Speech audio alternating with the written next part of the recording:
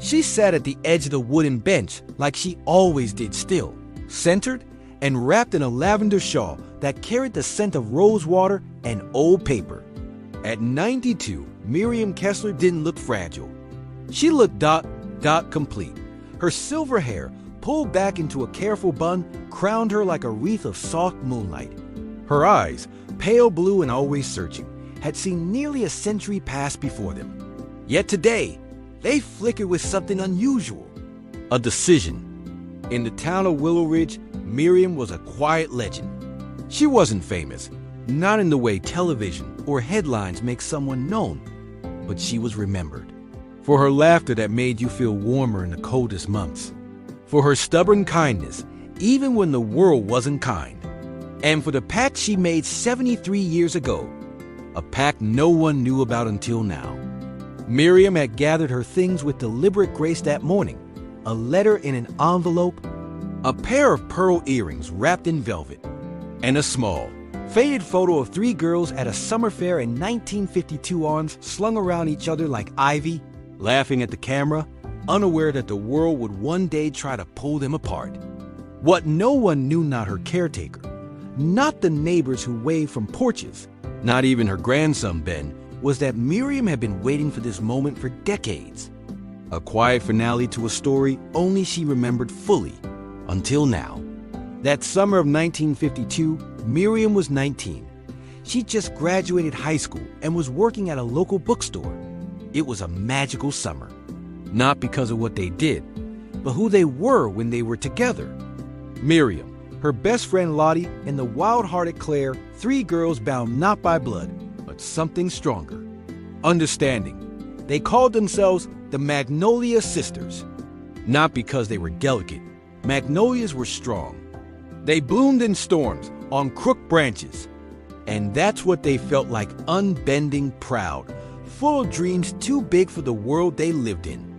One sweltering July night, the 3 of them sat under the old magnolia tree behind Claire's house, whispering fears and fantasies into the sky like offerings. Lottie had just lost her father. Claire was terrified of being sent away to marry someone she didn't love. And Miriam didn't want to disappear into someone else's life. She wanted to leave something behind. It was Claire who said it first. Let's make a promise. No matter what happens, we'll live lives we're proud of. We'll meet again at 90, right here, even if the world forgets us.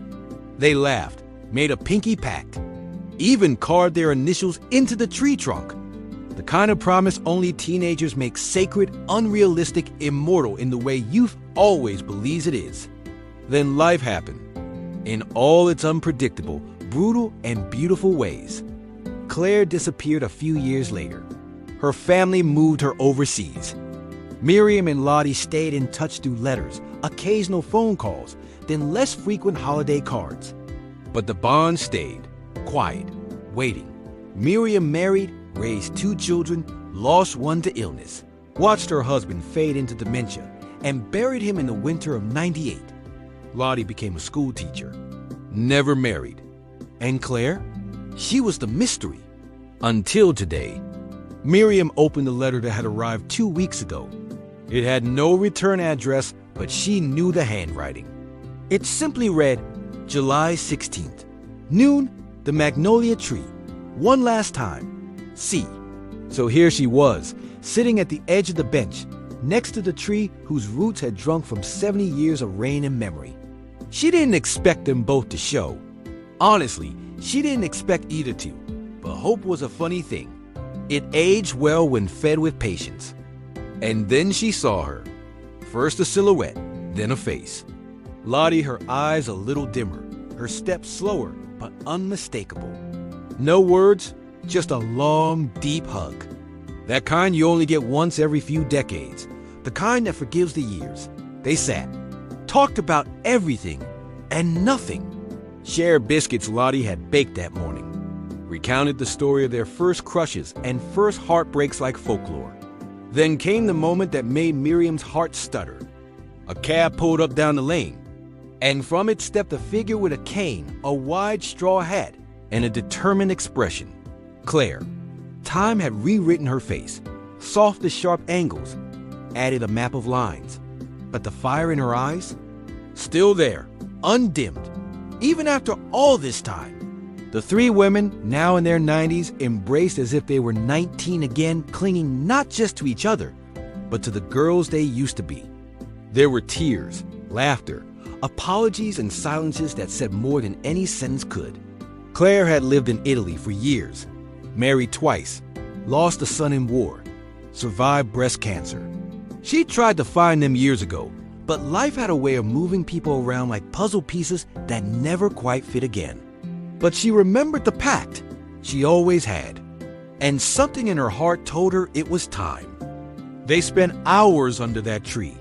As shadows grew longer and birds swapped songs, the three women told each other stories no one else had heard, confessions of moments they regretted, achievements they never bragged about, and the one lesson they all came to share: a long life means nothing if you don't fill it with meaning. Miriam took out the velvet pouch.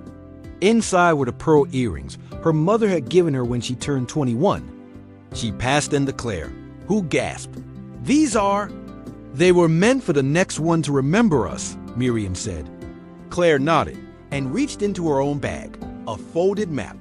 "I bought a plot," she said softly, "here in Willow Ridge. I'd like to stay close to you both. I think I'm done running." Lottie smiled. "Looks like we're finishing where we started." The day ended not with goodbye, but with a promise. One final pact: that their stories wouldn't end with them. The next morning, Miriam's grandson Ben found her journal left open on the kitchen table. Inside was a note.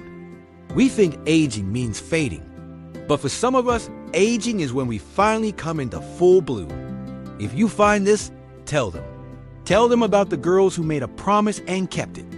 Tell them we mattered." Ben, only 29 at the time, sat down and read every word, then cried, then smiled. Years later, Ben would go on to start a community project in Willow Ridge called the Magnolia Circle, a place where elderly women would come, gather under the tree, and share their stories with younger generations. He planted 3 magnolias in honor of them, and every July 16th, the town held a storytelling festival in their memory. Because of a pact made under a summer sky, a legacy was born. The moral of this story is simple. Time doesn't erase the important things. Love, friendship, promises. They live longer than we do if we make the choice to pass them on. So if you're watching this, remember, it's never too late to make a promise. Never too late to call an old friend, to show up, to honor your story, because some seeds planted in youth bloom best in old age. And if you ever find yourself beneath a magnolia tree, look around. You just might feel the echoes of 3 girls laughing, still keeping their word.